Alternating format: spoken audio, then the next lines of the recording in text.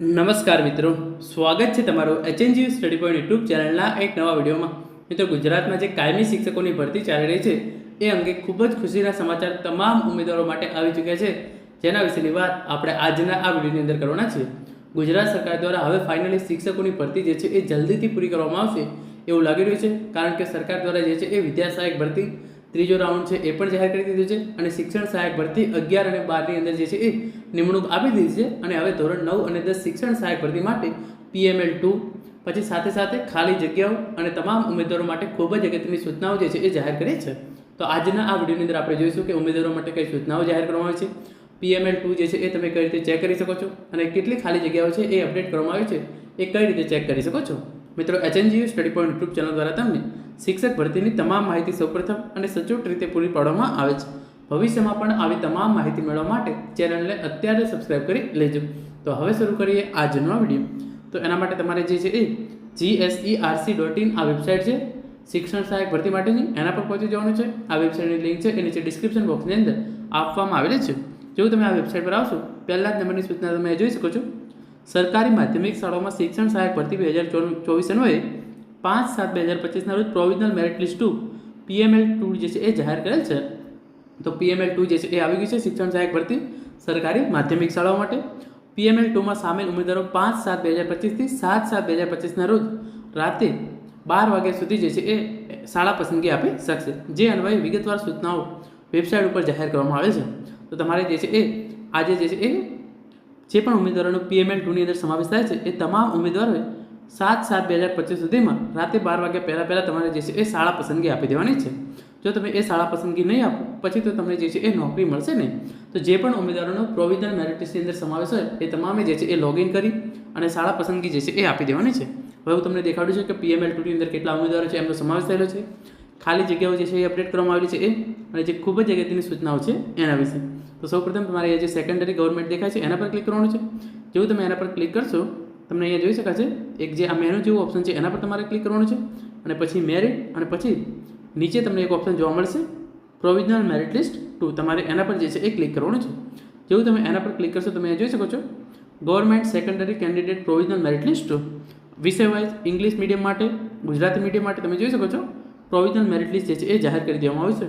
તમારે જે પણ વિષય તમને લાગુ પડતો હોય એ વિષયનું તમારે જે છે એ પ્રોવિઝનલ મેરિટ લિસ્ટ જે છે એ ડાઉનલોડ કરી લેવાનું છે. ફોર એક્ઝામ્પલ, તમે ગુજરાતી ભાષાના શિક્ષક હોય તો તમારે જે છે તમે જોઈ શકો છો તારીખ 5/7/2025 રોજ જે છે એ પ્રોવિઝનલ મેરિટ લિસ્ટ 2 જે છે એ જાહેર કરી દેવામાં આવ્યું છે. અને આની અંદર જે છે તમામ ઇન્ફોર્મેશન જે છે એ તમારા માટે જે ખૂબ જ અગત્યની છે એ આપવામાં આવેલી છે. જો આની અંદર તમારે જે છે એ સમાવેશ થતો હોય તો તમારે જે છે એ શાળા પસંદગી જે છે એ ઓનલાઈન 7/7/2025 પહેલાં આપી દેવાની રહેશે. તો આ રીતે તમારે જે પણ વિષય તમારો હોય એનું પ્રોવિઝનલ મેરિટ લિસ્ટ જે છે એ તમે ચેક કરી શકો છો. હવે આપણે ખાલી જગ્યાઓ વિશે વાત કરીએ તો જે વેકન્ટ પોસ્ટ લખેલું તમને દેખાય છે તમારે એના પર ક્લિક કરવાનું છે અને સરકારી માધ્યમિક શાળાની ખાલી જગ્યાઓ એના પર તમારે જે છે એ ક્લિક કરવાનું છે. તો જેવું તમે એના પર ક્લિક કરશો, તમે જોઈ શકો છો તારીખ 3/7/2025 રોજ આ ખાલી જગ્યાઓ જે છે એ અપડેટ કરવામાં આવી છે અને એ પ્રમાણે 1339 જગ્યાઓ જે છે એ ખાલી છે. તો 3/7/2025 રોજ ખાલી જગ્યાઓ જે છે એ અપડેટ કરવામાં આવી છે ગુજરાતી માધ્યમ માટે, અને અંગ્રેજી માધ્યમ માટે પણ તમે જોઈ લો એની જે છે એ 5 જગ્યાઓ છે ટોટલ. અને આમ તમામ જે છે એ સરકારી માધ્યમિક શાળાઓ, ગુજરાતી માધ્યમ અને જિલ્લાવાર ખાલી જગ્યાઓ તમે તમામ જગ્યાઓ જોઈ લો, તમામ જગ્યાઓ જે છે એ અપડેટ કરી દેવામાં આવી છે. અને કુલ જે જગ્યાઓ છે 1339 જગ્યાઓ છે એના પર ધોરણ 9 અને 10ની અંદર ભરતી જે છે એ શિક્ષણ સહાયકની થનાર છે. હવે આપણે આગળ વાત કરીએ કે જે ઉમેદવારો માટે ખૂબ જ અગત્યની સૂચનાઓ જાહેર કરવામાં આવેલી છે એના વિશે. તો એના રિલેટેડ તમે અહીંયા જોઈ લો, આપણે એક બેક મારી દઈએ છીએ, હજુ એક બેક મારી દઈએ છીએ અને અહીંયા તમે જોઈ શકો છો સરકારી માધ્યમિક શાળાઓમાં શિક્ષણ સહાયક ભરતી 2024 અન્વયે વાંધા અરજી પરત્વે સમિતિના નિર્ણય. તો જે પણ ઉમેદવારોએ વાંધા અરજી કરેલી હતી એના અંદર શું નિર્ણય લેવામાં આવે છે એની PDF જે છે તમે અહીંયાથી જોઈ શકો છો. અને સરકારી માધ્યમિક શાળાઓમાં શિક્ષણ સહાયક ભરતી 2024 અન્વયે શાળા પસંદગીની સૂચનાઓ. તો આ જે તમામ ઉમેદવારો માટે ખૂબ જ અગત્યની સૂચનાઓ છે શાળા પસંદગી માટેની, એની PDF જે છે હું ઓપન કરેલો છું અને લખ્યું છે સરકારી માધ્યમિક શિક્ષણ સહાયક ભરતી 2024 ઉમેદવારો માટે ઓનલાઈન શાળા પસંદગી માટેની ખૂબ જ અગત્યની સૂચનાઓ તારીખ 5/7/2025.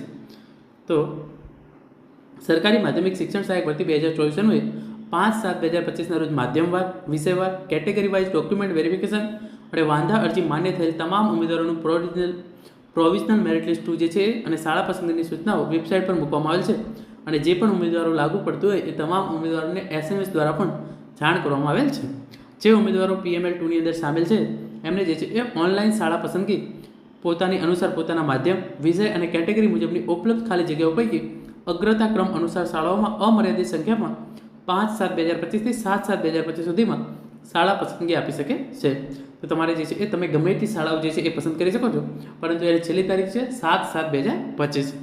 સમય મર્યાદામાં ઓનલાઈન શાળા પસંદગી ન આપનાર ઉમેદવાર કોઈ પણ શાળા પસંદગી આપવા ઈચ્છતો નથી તેમ માની તેઓને સરકારી માધ્યમિક શિક્ષણ સહાયક ભરતી પ્રક્રિયામાંથી બાકાત રાખવામાં આવશે. તો જે આ PML2 જે છે એ જાહેર કરવામાં આવ્યું છે, અને હવે તમે જે છે એ શાળા પસંદગી નહીં આપો તો તમને જે છે એ આગળ શિક્ષકની નોકરી જે છે એ મળશે નહીં. વય મર્યાદામાં છૂટછાટ મેળવેલ ન હોય તેવા અનામત કેટેગરીના જનરલ તથા પોતાની સંબંધિત કેટેગરીની શાળાઓ પસંદગી કરી શકશે. જ્યારે ઉપલી વય મર્યાદામાં છૂટછાટ મેળવેલ હોય તેવા અનામત કેટેગરીના ઉમેદવારો ફક્ત પોતાની કેટેગરીની શાળાઓ છે એ જ પસંદ કરી શકશે. ડોક્યુમેન્ટ વેરિફિકેશન માટે પસંદ કરેલા ઉમેદવારોનું કટ ઓફ ધ્યાને લઈ એલોકેશન કરવામાં આવશે. જેથી ડોક્યુમેન્ટ વેરિફિકેશન ન થયેલ હોય તેવા અનામત કે બિન અનામત કેટેગરીના ઉમેદવાર કરતાં ઓછા મેરિટવાળા જે કેટેગરીના ઉમેદવાર હશે તેને જે છે એ શાળા ફાળવણી થશે નહીં. અને મર્યાદિત શાળા પસંદગી આપવાથી જો કોઈ ઉમેદવારને શાળા ફાળવણી થશે નહીં તો તેઓએ સરકારી માધ્યમિક શિક્ષણ સહાયક ભરતી પ્રક્રિયામાંથી બાકાત થઈ જશે, એની નોંધ લેવી. એટલે કે તમને એવું હોય કે હું ખાલી એક જ શાળા પસંદગી જે છે એ આપીશ અને એના કારણે જો છે તમને શાળા ફાળવણી નથી થતી તો એના માટે તમે પોતે જ રિસ્પોન્સિબલ થશો અને તમે જે છે એ આ ભરતીમાંથી બાકાત થઈ જશો. તો અમર્યાદિત સંખ્યાઓની શાળા તમે જે છે એ પસંદ કરી શકો છો. તમારે ટ્રાય કરવાનું છે કે વધારેમાં વધારે શાળાઓ તમે જે છે એ પ્રેફરન્સ આપો તો એના કારણે તમને કોઈને કોઈ શાળાની અંદર જે છે એ નોકરી મળી જાય. અને તમારે શાળા પસંદગી કઈ રીતે આપી એની સૂચનાઓ તો આપેલી છે. સૌપ્રથમ લોગિન કરી લેવાનું છે, પછી આ તમામ ઇન્ફોર્મેશન જે છે એ તમારે નાખવાની છે અને તમારે તમામ ઇન્ફોર્મેશન નાખ્યા પછી તમારે જે છે એ સ્કૂલો સેવ કરવાની છે અને પછી તમારે તમામ સબમિટ જે છે એ સેવ એન્ડ કન્ફર્મ કરવાનું છે. ખાસ તમારે સેવ એન્ડ કન્ફર્મ નહીં કરો તો શાળાની પસંદગી આથી ફાઇનલ થશે નહીં અને શાળા ફાળવણી માટે ધ્યાનમાં લેવામાં આવશે નહીં. તો તમારે કન્ફર્મ, સેવ અને કન્ફર્મ જે છે એ કરી દેવાનું છે.